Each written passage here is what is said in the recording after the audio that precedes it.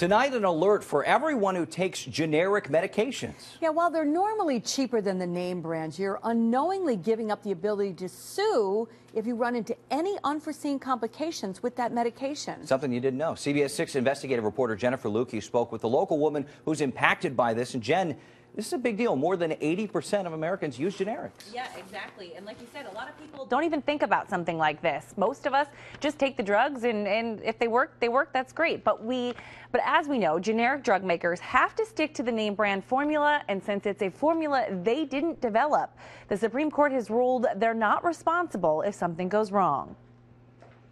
Here's the real deal.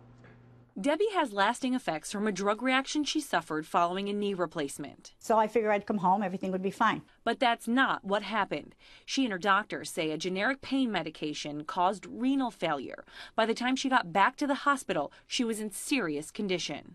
At that point, I had 1,177 liters of urine throughout my body. It was awful. I felt like I was so bloated, I couldn't bend down to pick anything up. My legs, they ached, my ankles. I couldn't do the therapy. After months of recovering, Debbie brought her case to a lawyer. They said that you can't sue because it's a generic drug. It took 6 months of my life away.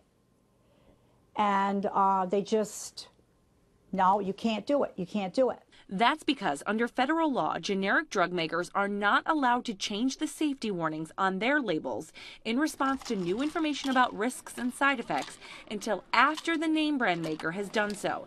And even then, the change needs to be approved by the FDA. That creates a big window of time when patients may be taking the generic without updated health information. The FDA recently delayed a new rule that would change all that, requiring generic drug makers to independently update warnings. They delayed that after getting major pushback from the generic drug industry, who argues it would increase the prices of generic medications by at least $4 billion a year.